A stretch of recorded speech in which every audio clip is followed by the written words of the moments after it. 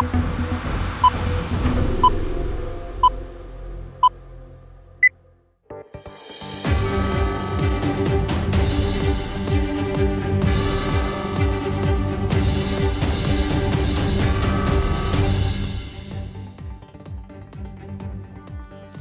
تازه‌ترین اخبار شما را از دفتر مرکزی رادیو آزادی آشنا میکنیم. شعله گلخوجه هستم. سلام. در برنامه امروز 29 می این موضوع را داریم.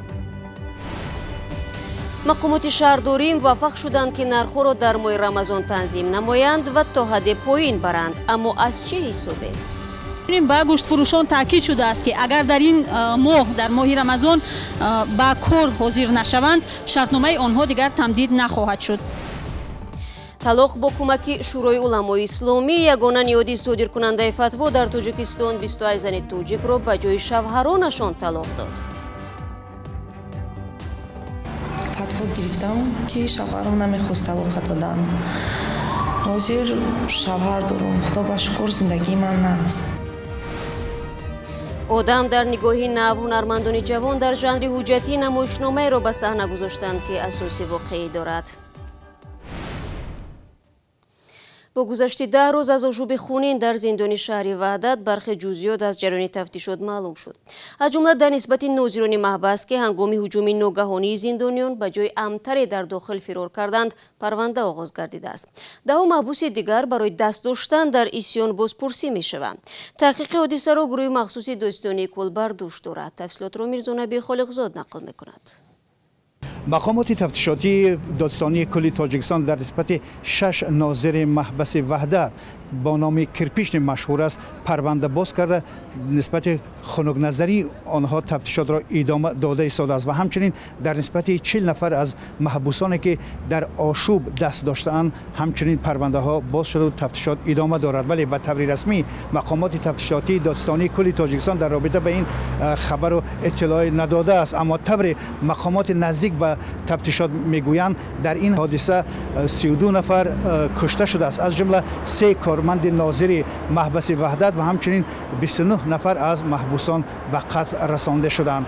در حال حاضر تفتیشات ادامه دارد و در رابطه به نتیجه آن هنوز اطلاع داده نمی شود، اما چند سوال هایی که در میان هست و سوال های اصلی هستند که هنوز به آن مقامات تفتیشاتی و هم ریاست محبس و خود محبس هنوز پاسخ ندادند. یعنی چگونه در محبس وحدت با نام کرپیچنی که نظامش سنگین است این حادثه رخ داده و نماینده های داعش به اصطلاح توانستند که با چند نفر از محبوسان بدرفتاری کنند، آنها را به قتل رسانند و چند تن از محبوسانی که نامشان در جامعه تاجیکستان شناخته شده است مثل سید کامالدین غازی که با نام گنرال مشهور بود و شیخ تیمور و هم معصوم ستار که نامشان معلوم بود، اینها به طور فجیع کشته شدند. تقریبا چند ماه قبل در محبس رقم 3 خوجه نیز عین همین حادثه رخ داد و در اونجا نیز بیش از 30 نفر کشته شد و در تا حال حاضر پرونده محبوسانی که در این اشوب دست داشتند ادامه دارد و هنوز حکم دادگاه در نسبت آنها نشر نشده است. رو می‌ریم به موضوعهای دیگر. در یک ماه رمضان چندین گوشت فروش در دوشنبه جریمه شده، قسمی هم آگاهی گرفتند. مقامات شهرداری از این تدابیر جدی به خاطر تنظیم نرخ گوشت چروا استفاده کردند، اما با این همه مشاهده می شود خریداران از کار تاجران گوشت فروش در ماهی که می‌گذرد راضی نیستند. در ضمن زرانگیزی نوروز و برای یوسفی در پایان رمضان به بازار رفتند تا ببینند وضع حالا چگونه است. افزایش واردات محصولات مخصوصاً پالزی و میوه‌ها شدت قیمت‌های بالای این تعداد فرآورده‌های کشاورزی در بازارهای دوشنبه را به فرق از آغاز ماه شریف رمضان در پایان این ماه کمتر کرده است.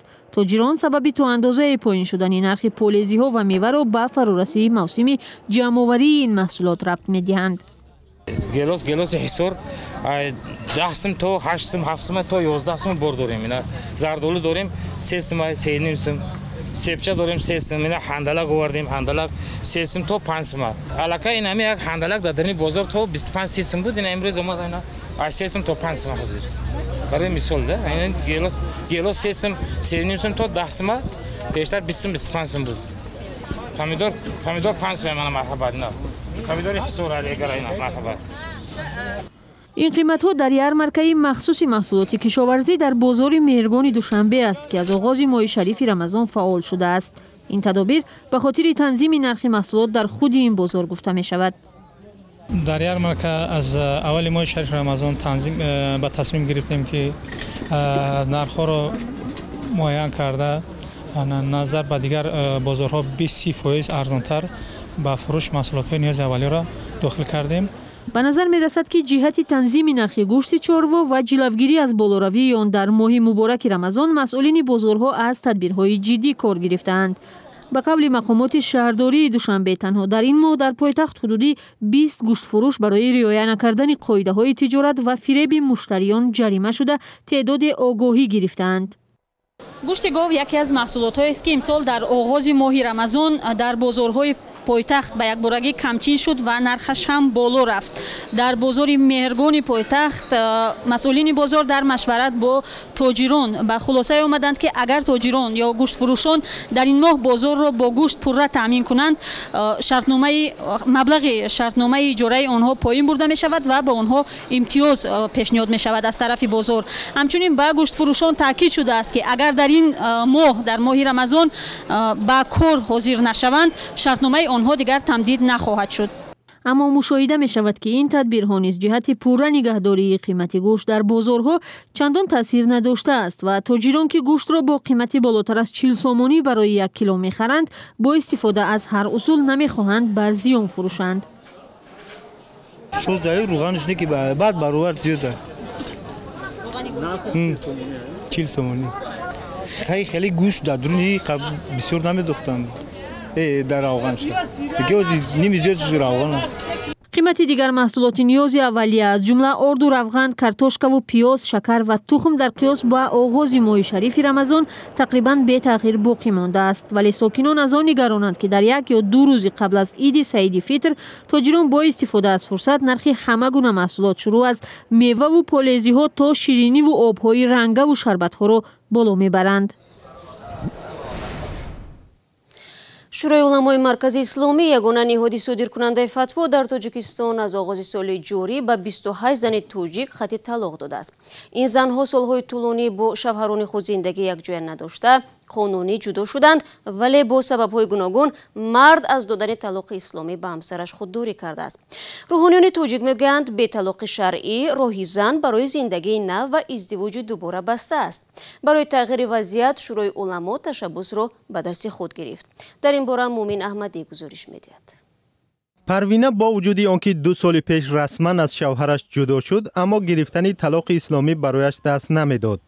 شوهر سابق هیچ شرط نگذاشته بود، ولی نمیخواست او را رها کند.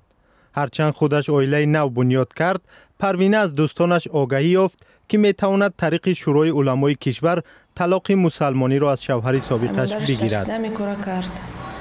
میخواست که طلاق من نمیخواست دادن شوهرم، میخواست که من با جای زنی دویمش باشم، لیکن ما چش نفهمم، اما چش میترسید. فتوا گرفتم که شوهرم نمیخواست طلاق دادن. حاضر شوهر دارم، خدا با شکر زندگی من نست.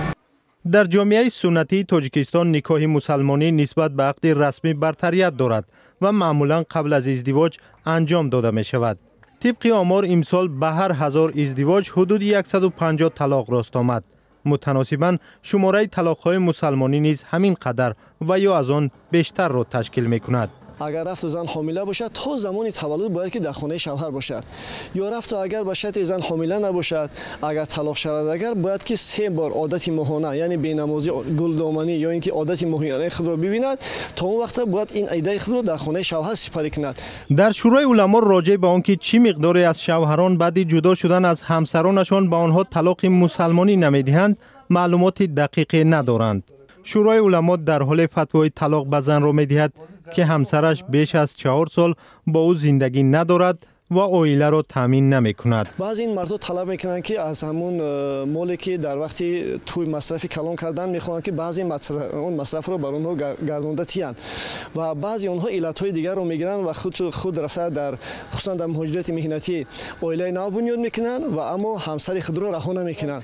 به قول روانشناس فرزانه شریفزاده، حالت‌هایی که مرد از دادن طلاق اسلامی به همسر سابقش سرپیچی میکند به مراتب بیشتر است. اکثرا مردان با این وسیله قصاص میگیرند. زیرا در چنین حالت زن دوباره عائله بنیاد کردن نمیتواند و در چارچوب زندگی حیران میماند. نه شوهری نو کرده میتواند و نه برگشتن به نزد شوهری سابقش. یعنی او با هیچ کس زندگی نمیکند و از کسی هم نمیتواند منتظر کمک باشد. خود شما نیز میدانید در شرایط کنونی الیمنت نوچیزی که پرداخت میشود تقریبا به هیچ چیز نمیرسد. 300 400 و در کمترین حالتها 500 سومانی برای تامین کودکان کم است. تحلیلگران راه حل مسئله را در راه اندازی قرارداد حتمی نکاح و درج طلاق اسلامی را در آن می‌بینند. حالا چنین شرطنامه‌ها اختیاری بسته می‌شوند و به گفته مسئولان اداره‌های ثبت اسناد حالت شهروندی خیلی کم اتفاق می‌افتد.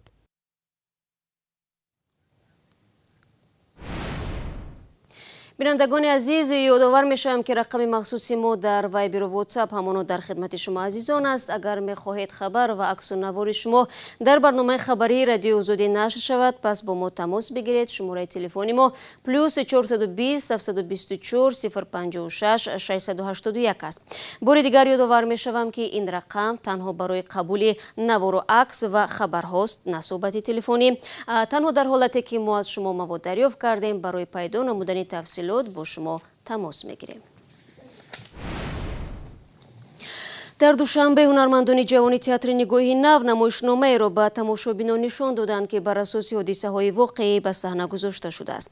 این موضوعات تکان دهنده و در چند سال پیش فرد زبان‌ها بودند. آفرندگان نمایشنامه امیدوارند که به صحنه‌های فراتر از این راه می‌یابند. شادمان یتیم نمایشنامه آدم را هم تماشا کرد و هم به نوار گرفت.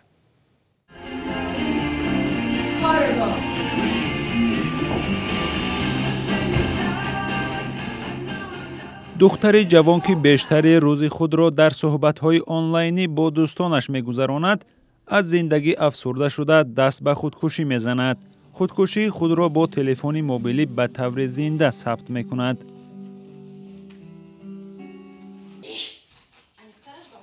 این پارچه از نمایشنامه تئاتر نگاهی نو با نام آدم است. این حادثه سال 2016 در یکی از شهرهای امریکا رخ داده بود. نمایشنامه آدم از چند قصه واقعی عبارت بوده و گفته کارگردان به جامعه تاجیکستان مربوط می شود. نمایشنامه در ژانر حجتی آماده شده و گفته آفرنده هایش با این شیوه کم نمایشنامه روی صحنه تئاتر تاجیک آمده است. حتی به همین درجه آمده رسیده است متاسفانه حال حاضر جامعه دنیا که اونم بازم آنلاین کردن کاران دخترک. تقریبا 40-45 دقیقه ویدیو هست که خوب اون اول صحبتش میکند، بعد میبرود میرود از خانه این چیزا در کجای جنگل یکم دورتر از شهر و خودش را دور میکنه. خوب این همه اون آنلاین مستقیم هست، همه اونا نگاه دارن، همه تماشا دارن، ولی یگان نفر نمیدونم برای کمکش نرفت، یگان نفر پلیس زنگ نزد نمیدونم با یگان نفرهای دیگر. دلم برم نسوزد، او چی گناه داشت؟ 5 سال داشت، 5 سال. قصه هویدای 5 ساله دختری مهاجری که از طرف شهروند روسیه تجاوز و کشته شد و در بحر غرق شدن ایلان کرد هنگام گریز از جنگ موضوعهای دیگری نمایشنامه بودند. خداگاه دست من لغشته باب رفتم. خداگاه دست من لغشته باب رفتم. همان گونه که موضوعهای نمایشنامه مشکلی جامعه بودند، شرایط روی صحنه آمدنش بهتر از آن نبود. هنرمندان گروه تئاتر نگاهی نو که تالار مخصوص خود را ندارند، نمایشنامه آدم را در تالارهای هر اداره تمرین کردند. نخست نمایش آن در تالار تمرینی تئاتر پدیده روی صحنه گذاشته شد که شرایط محدود داشت. و شام امروز در پایتخت آذربایجان شهر باکو دسته‌های انگلیسی چلسی و آرسنال برای جام لیگ اروپا مبارزه خواهند برد. شوری‌ها اشاره می‌کنند که امسال بازی فینالی دو دسته شهر لندن در مسافت 4000 کیلومتر از پایتخت بریتانیا در ساحل بحر کاسپی دایر می‌شود. بینندگان عزیز، فرصتی که در اختیار داشتیم به پایان میرسد. از آنکه تا آخری برنامه ما را همراه بودید تشکر میگیم و میگویم دعوت میکنیم که نوار و گزارش‌های جالب را از کانال ما در یوتیوب با نام آزادی ویدیو تماشا کنید. وبسایت رادیو آزادی نیز در خدمت شماست. www.azadi.org. فردا صبح بر وقت نوید بامدادی تقدیمتان میگردد. تماشا کنید. خدا نگهدار.